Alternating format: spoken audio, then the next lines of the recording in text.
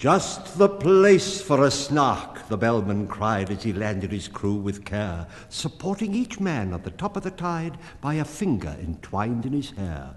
"Just the place for a Snark. I have said it twice. That alone should encourage the crew. Just the place for a Snark. I have said it thrice. What I tell you 3 times is true." The crew was complete. It included a boots, a maker of bonnets and hoods, a barrister brought to arrange their disputes, and a broker to value their goods. A billiard marker whose skill was immense and might have won more than his share, but a banker, engaged at enormous expense, had the whole of their cash in his care. There was also a beaver that paced on the deck or would sit making lace in the bow, and had often, the bellman said, saved them from wreck, though none of the sailors knew how. There was one who was famed for the number of things he forgot when he entered the ship. His umbrella, his watch, all his jewels and rings, and the clothes he had bought for the trip. He had 42 boxes, all carefully packed, with his name painted clearly on each. But since he omitted to mention the fact, they were all left behind on the beach. The loss of his clothes hardly mattered, because he had on 7 coats when he came, and 3 pairs of boots. But the worst of it was, he had wholly forgotten his name.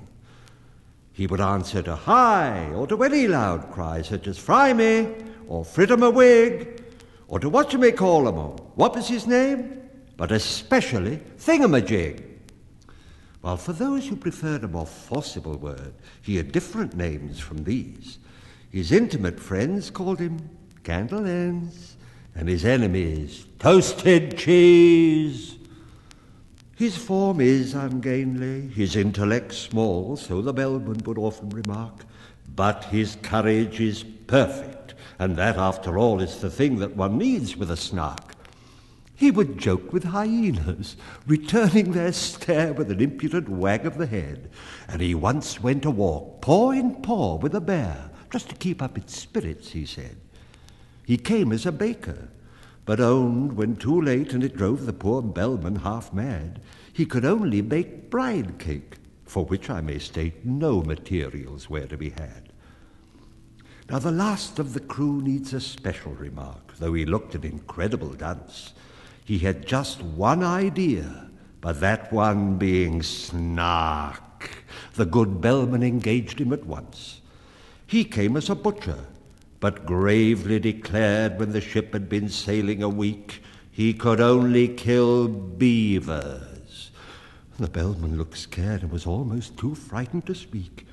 But at length he explained in a tremulous tone, there was only one beaver on board, and that was a tame one he had of his own, whose death would be deeply deplored. And the beaver, who happened to hear the remark, protested with tears in its eyes that not even the rapture of hunting the Snark could atone for that dismal surprise. It strongly advised that the butcher should be conveyed in a separate ship, but the bellman declared that would never agree with the plans he had made for the trip. Navigation was always a difficult art, though with only one ship and one bell, and he feared he must really decline for his part undertaking another as well. The beaver's best course was no doubt to procure a second-hand dagger-proof coat, so the baker advised it, and next to insure its life in some office of note. This the banker suggested, and offered for hire on moderate terms or for sale 2 excellent policies, one against fire and one against damage from hail. Yet still, ever after that sorrowful day, whenever the butcher was by, the beaver kept looking the opposite way and appeared unaccountably shy. The bellman himself they all praised to the skies. Such a carriage, such ease, and such grace, such solemnity too. Oh, one could see he was wise the moment one looked in his face. He had bought a large map representing the sea, without the least vestige of land, and the crew were much pleased when they found it to be a map they could all understand. What's the good of Mercator's North Poles and Equators, tropic zones and meridian lines? So the bellman would cry, and the crew would reply, they are merely conventional signs. Other maps are such shapes with their islands, capes. But we've got our brave captain to thank, so the crew would protest, that he's bought us the best, a perfect and absolute blank. This was charming, no doubt, but they shortly found out that the captain they trusted so well had only one notion for crossing the ocean, and that was to tingle his bell. He was thoughtful and grave, but the orders he gave were enough to bewilder a crew. When he cried, steer to starboard, but keep ahead larboard, what on earth was the helmsman to do? But the danger was past. They had landed at last with their boxes, portmanteaus, and bags. Yet at first sight the crew were not pleased with the view, which consisted of chasms and crags. The bellman perceived that their spirits were low, and repeated in musical tones some jokes he had kept for a season of woe. But the crew would do nothing but groan. He served out some grog with a liberal hand, and bade them sit down on the beach. And they could not but own but their captain looked grand as he stood and delivered his speech. Friends, Romans, and countrymen, lend me your ears. They were all of them fond of quotations. So they drank to his health, and they gave him 3 cheers while he served out additional rations. We have sailed many months, we have sailed many weeks, 4 weeks to the month you may mark, but never as yet, 'tis your captain who speaks, have we caught the least glimpse of a Snark. Now listen, my men, while I tell you again the 5 unmistakable marks by which you may know wheresoever you go, the warranted genuine Snarks. Let us take them in order. The first is the taste, which is meagre and hollow, but crisp, like a coat that is rather too tight in the waist, with a flavour of will-o'-the-wisp. Its habit of getting up late, you'll agree that it carries too far when I say that it frequently breakfasts at 5 o'clock tea and dines on the following day. The third is its slowness in taking a jest. Should you happen to venture on one, it will sigh like a thing that is deeply distressed, and it always looks grave at a pun. The fourth is its fondness for bathing machines, which it constantly carries about and believes that they add to the beauty of scenes, a sentiment open to doubt. The fifth is ambition. It next will be right to describe each particular batch, distinguishing those that have feathers and bite from those that have whiskers and scratch. For although common Snarks do no manner of harm, yet I feel it my duty to say, some are boojums. The bellman broke off in alarm, for the baker had fainted away. They roused him with muffins, they roused him with ice, they roused him with mustard and cress, they roused him with jam and judicious advice, they set him conundrums to guess. When at length he sat up and was able to speak, his sad story he offered to tell, and the bellman cried, silence, not even a shriek, and excitedly tingled his bell. There was silence supreme, not a shriek, not a scream, scarcely even a howl or a groan, as the man they called Ho told his story of woe in an antediluvian tone. My father and mother were honest, though poor. Skip all that, cried the bellman in haste. If it once becomes dark, there's no chance of a Snark. We've hardly a minute to waste. I skip 40 years, said the baker in tears, and proceed without further remark to the day when you took me aboard of your ship to help you in hunting the Snark. A dear uncle of mine, after whom I was named, remarked when I bade him farewell. Oh, skip your dear uncle, the bellman exclaimed as he angrily tingled his bell. He remarked to me then, said that mildest of men, if your Snark be a Snark, that is right. Fetch it home by all means. You may serve it with greens, and it's handy for striking a light. You may seek it with thimbles and seek it with care. You may hunt it with forks and hope. You may threaten its life with a railway share. You may charm it with smiles and soap. That's exactly the method, the bellman bold in a hasty parenthesis cried. That's exactly the way I have always been told that the capture of Snark should be tried.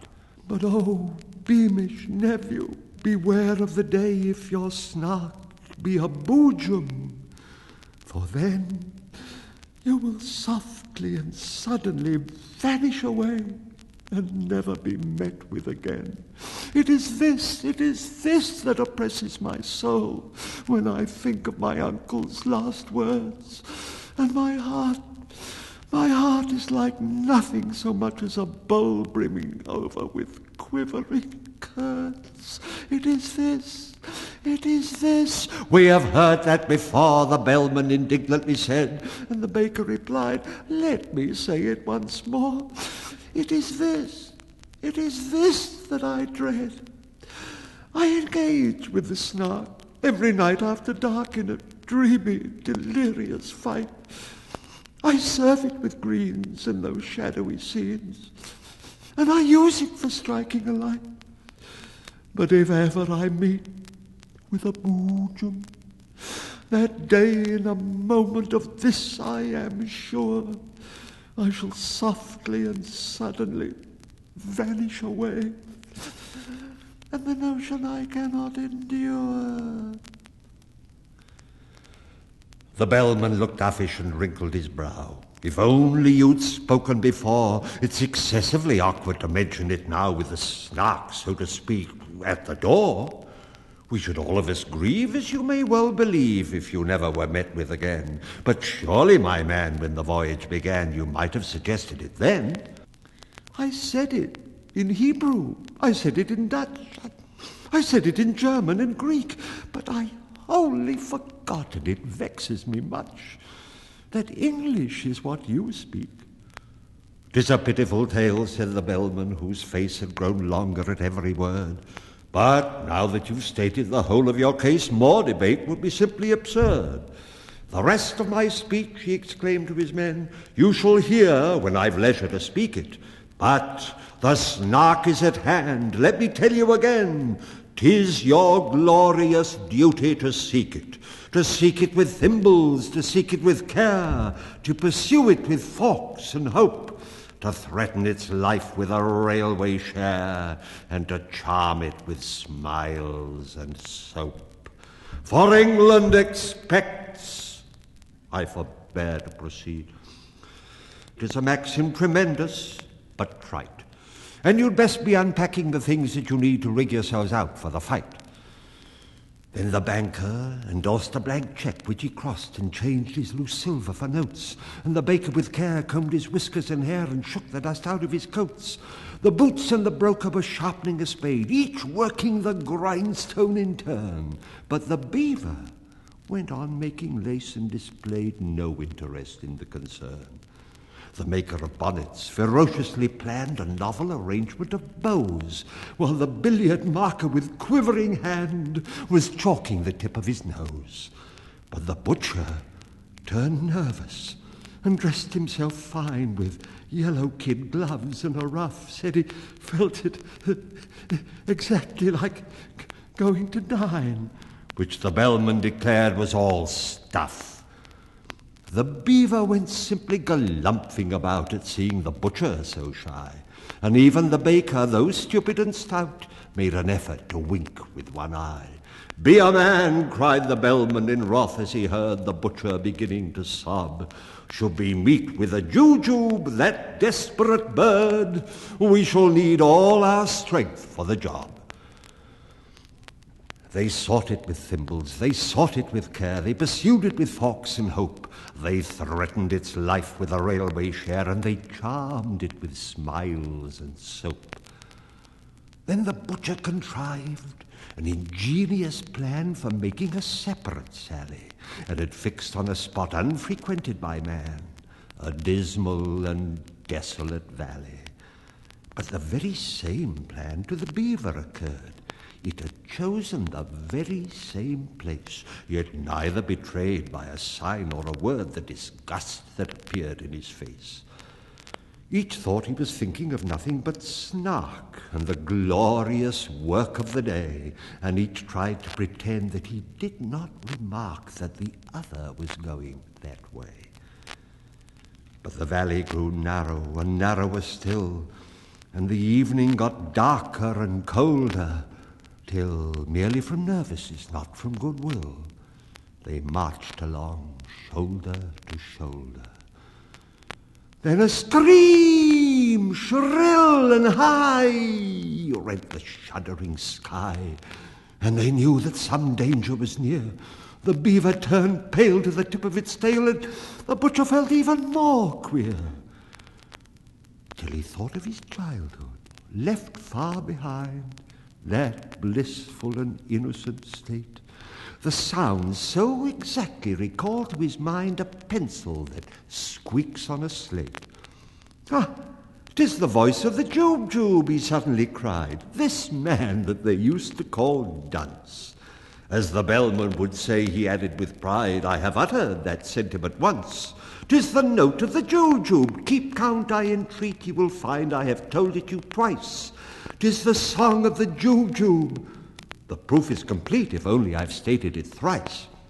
In one moment I've seen what has hitherto been enveloped in absolute mystery, and without extra charge I will give you at large a lesson in natural history. As to temper, the Jujube's a desperate bird, since it lives in perpetual passion. Its taste in costume is entirely absurd. It is ages ahead of the fashion. But it knows any friend it has once met before. It will never look at a bribe. And in charity meetings, it stands at the door and collects, though it does not subscribe. Its flavor when cooked is more exquisite far than mutton or oysters or eggs. Some think it keeps best in an ivory jar, and some in mahogany kegs. You boil it in sawdust, you salt it in glue, you condense it with locusts and tape, still keeping one principal object in view, to preserve its symmetrical shape. The butcher would gladly have talked till next day, but he felt that the lesson must end, and he wept with delight in attempting to say he considered the beaver his friend, while the beaver confessed with affectionate looks more eloquent even than tears, it had learned in 10 minutes far more than all books could have taught it in 70 years. They returned hand in hand, and the bellman, unmanned for a moment with noble emotion, said, "This amply repays all the wearisome days we have spent on the billowy ocean." Such friends as the beaver and butcher became have seldom, if ever, been known. In winter or summer it was always the same. You could never meet either alone. When quarrels arose, as one frequently finds quarrels will, spite of every endeavor, the song of the Jube recurred to their minds and cemented their friendship forever. They sought it with thimbles, they sought it with care, they pursued it with forks and hope. They threatened its life with a railway share, and they charmed it with smiles and soap. Then the banker, inspired with a courage so new it was matter for general remark, rushed madly ahead and was lost to their view in his zeal to discover the Snark. But while he was seeking with thimbles and care, a Bandersnatch swiftly drew nigh and grabbed at the banker, who shrieked in despair, for he knew it was useless to fly. He offered large discount. He offered a cheque drawn to bearer for £7.10. But the Bandersnatch merely extended its neck and grabbed at the banker again, without rest or pause, while those frumious jaws went savagely snapping around. He skipped and he hopped and he floundered and flopped till, fainting, he fell to the ground. But the Bandersnatch fled as the others appeared, led on by that fear-stricken yell. And the bellman remarked, "It is just as I feared," and solemnly tolled on his bell. He was black in the face, and they scarcely could trace the least likeness to what he had been, while so great was his fright that his waistcoat turned white, a wonderful thing to be seen. To the horror of all who were present that day, he uprose in full evening dress, and with senseless grimaces endeavoured to say what his tongue could no longer express. Down he sank in a chair, ran his hands through his hair, and chanted in mimsiest tones words whose utter inanity proved his insanity, while he rattled a couple of bones. "Leave him here to his fate. It is getting so late," the bellman exclaimed in a fright. "We've lost half the day. Any further delay, and we shan't catch a Snark before night." They sought it with thimbles, they sought it with care, they pursued it with fox and hope, they threatened its life with a railway share, they charmed it with smiles and soap, they shuddered to think that the chase might fail, and the beaver, excited at last, went bounding along at the tip of its tail, for daylight was nearly past. "There's Thingumbob shouting," the bellman said. "He's shouting like mad, only hark! He's waving his hands, he's wagging his head. He has certainly found a Snark." Oh, they gazed in delight, while the butcher exclaimed he was always a desperate wag. They beheld him, their baker, their hero unnamed, on the top of a neighbouring crag, erect and sublime for 1 minute of time. In the next, that wild figure they saw, as if stung by a spasm, plunge into a chasm, while they waited and listened in awe. "It's a Snark!" was the sound that first came to their ears, and seemed almost too good to be true. Then followed a torrent of laughter and cheers, then the ominous words, "It's a boo!"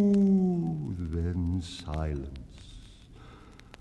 Some fancied they heard in the air a weary and wandering sigh that sounded like "Jam." But the others declare it was only a breeze that went by. They hunted till darkness came on, but they found not a button or feather or mark by which they could tell that they stood on the ground where the baker had met with the Snark. In the midst of the word he was trying to say, in the midst of his laughter and glee, he had softly and suddenly vanished away, for the Snark was a boojum, you see.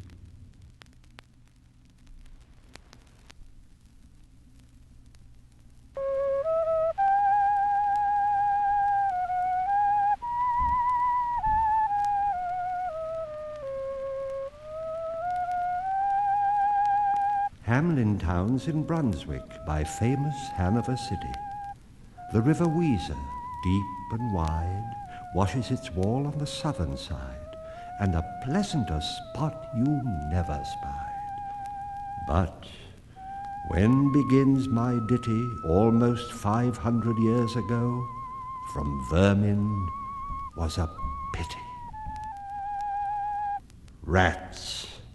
They fought the dogs and killed the cats and bit the babies in the cradles and ate the cheeses out of the vats and licked the soup from the cook's own ladles, split open the kegs of salted sprats, made nests inside men's Sunday hats, and even spoiled the women's chats by drowning their speaking with shrieking and squeaking in 50 different shops and flats. At last the people in a body to the town hall came flocking. "'Tis clear," cried they, "our mayors are noddy, and as for our corporation, shocking to think we buy gowns lined with ermine for dolts that can't or won't determine what's best to rid us of our vermin. You hope because you're old and obese to find in the furry civic robe ease? Rouse up, sirs, give your brains a racking to find the remedy we are lacking. Or sure as fate, we'll send you packing. At this the mayor and corporation quaked with a mighty consternation. An hour they sat in council. At length the mayor broke silence. For 1 guilder I'd my ermine gown sell. I wish I were a mile hence. It's easy to bid one rack one's brain. I'm sure my poor head aches again. I've scratched it so, and all in vain. Oh, for a trap, a trap, a trap! Just as he said this, what should hap at the chamber door but a gentle tap? Bless us, cried the mayor, what's that? With the corporation as he sat. Only a scraping of shoes on the mat? Oh, anything like the sound of a rat makes my heart go pit-a-pat. Come in, the mayor cried, looking bigger. And in did come the strangest figure. His queer long coat from heel to head was half of yellow and half of red, and he himself was tall and thin, with sharp blue eyes, each like a pin, and light loose hair, yet swarthy skin. No tuft on cheek, nor beard on chin, but lips where smiles went out and in. There was no guessing his kith and kin, and nobody could enough admire the tall man in his quaint attire. Quoth one, it's as my great-grandsire, starting up at the trump of doom's tone, had walked this way from his painted tombstone. He advanced to the council table, and, please your honours, said he, I'm able, by means of a secret charm, to draw all creatures living beneath the sun that creep or swim or fly or run after me so as you never saw. And I chiefly use my charm on creatures that do people harm, the mole and toad and newt and viper, and people call me the Pied Piper. And here they noticed round his neck a scarf of red and yellow stripe, to match his coat of the selfsame check. And at the scarf's end hung a pipe, and his fingers, they noticed, were ever straying as if impatient to be playing upon this pipe, as low it dangled over his vesture, so old-fangled. Yet, said he, poor piper as I am, in Tartary I freed the cham last June from his huge swarm of gnats. I eased in Asia the nizam of a monstrous brood of vampire bats. And as for what your brain bewilders, if I can rid your town of rats, will you give me 1,000 guilders? 50,000 was the exclamation of the astonished mayor and corporation. Into the street the piper stepped, smiling first a little smile, as if he knew what magic slept in his quiet pipe the while. Then, like a musical adept, to blow the pipe his lips he wrinkled, and green and blue his sharp eyes twinkled like a candle flame where salt is sprinkled. And ere 3 shrill notes the pipe uttered, you heard as if an army muttered. And the muttering grew to a grumbling, and the grumbling grew to a mighty rumbling. Great rats, small rats, lean rats, brawny rats, brown rats, black rats, grey rats, tawny rats, grave old plodders, gay young friskers, fathers, mothers, uncles, cousins, cocking tails and pricking whiskers, families by tens and dozens, brothers, sisters, husbands, wives, follow the piper for their lives. From street to street he piped advancing, and step by step they followed, dancing, until they came to the river Weser, wherein all plunged and perished, save one who, stout as Julius Caesar, swam across and lived to carry to Ratland home his commentary, which was, at the first shrill notes of the pipe, I heard a sound as of scraping tripe, and putting apples wondrous ripe into a cider press's gripe, and a moving away of pickle tubbards, and a leaving a jar of conserve cupboards, and a drawing the corks of train oil flasks, and a breaking the hoops of butter casks, and it seemed as if a voice, sweeter far than by harp or by psaltery is breathed, called out, O rats, rejoice! The world is grown to one vast dry saltery. So munch on, crunch on, take your nuncheon, breakfast, supper, dinner, luncheon. And just as a bulky sugar puncheon already staved, like a great sun shone glorious scarce an inch before me, just as methought it said, come, bore me, I found the Weser rolling o'er me. You should have heard the Hamlin people ringing the bells till they rocked the steeple. Go, cried the mayor, and get long poles, poke out the nests and block up the holes, consult with carpenters and builders, and leave in our town not even a trace of the rats, when suddenly up the face of the piper perked in the marketplace with a first, if you please, my 1,000 guilders. 1,000 guilders? The mayor looked blue, so did the corporation too. For council dinners make rare havoc with claret, moselle, vin de grave, hock, and half the money would replenish their cellar's biggest butt with relish. To pay this sum to a wandering fellow with a gypsy coat of red and yellow? Besides, quoth the mayor with a knowing wink, our business was done at the river's brink. We saw with our eyes the vermin sink, and what's dead can't come to life, I think. So, friend, we're not the folks to shrink from the duty of giving you something for drink and a matter of money to put in your poke. But as for the guilders, what we spoke of them, as you well know, was in joke. Besides, our losses have made us thrifty. 1,000 guilders. Come, take 50. The piper's face fell and he cried, no trifling, I can't wait. Beside, I promised to visit by dinner time Baghdad, and accept the prime of the head cook's pottage, all he is rich in, for having left in the caliph's kitchen of a nest of scorpions no survivor. With him I prove no bargain driver. With you, don't think I'll bait a stiver. And folks who put me in a passion may find me pipe to another fashion. How? Cried the mayor. Do you think I'll brook being worse treated than a cook? Insulted by a lazy ribald with idle pipe and vesture piebald? You threaten us, fellow? Do your worst. Blow your pipe there till you burst. Once more he stepped into the street, and to his lips again laid his long pipe of smooth, straight cane. And ere he blew 3 notes, such sweet, soft notes as yet musician's cunning never gave the enraptured air, there was a rustling that seemed like a bustling of merry crowds, justling and pitching and hustling. Small feet were pattering, wooden shoes clattering, little hands clapping and little tongues chattering, and like fowls in a farmyard when barley is scattering, out came the children running.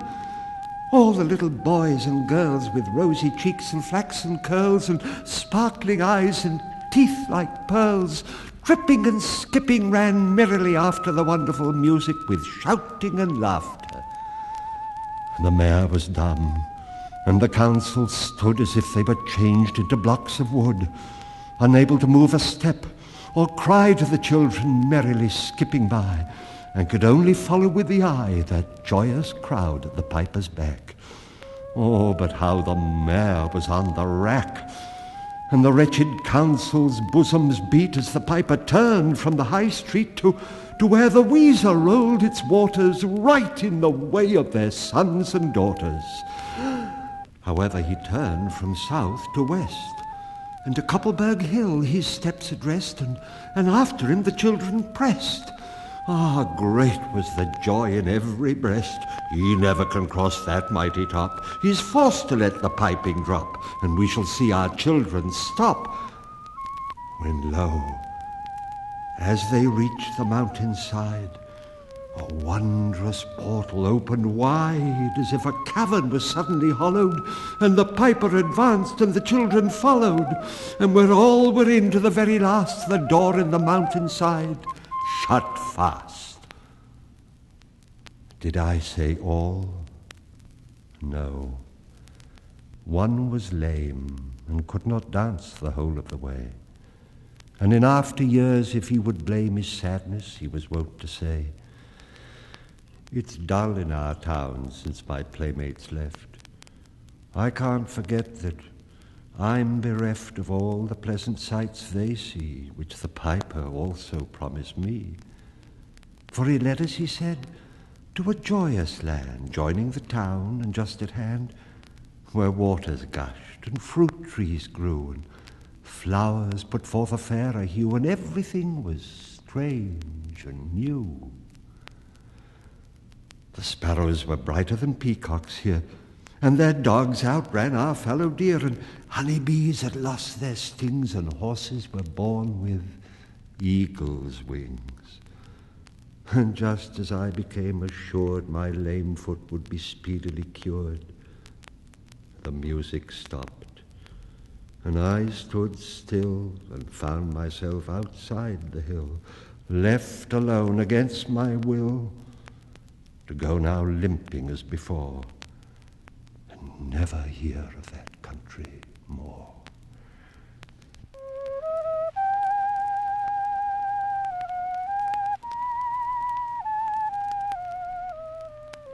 Alas, alas for Hamblin! There came into many a burgher's pate a text which says that heaven's gate opes to the rich at as easy a rate as the needle's eye takes a camel in. The mayor sent east, west, north, and south to offer the piper, by word of mouth, wherever it was men's lot to find him, silver and gold to his heart's content, if he'd only return the way he went, and bring the children behind him. But when they saw 'twas a lost endeavor, and piper and dancers were gone forever, they made a decree that lawyers never should think their records dated duly, if after the day of the month and year these words did not as well appear.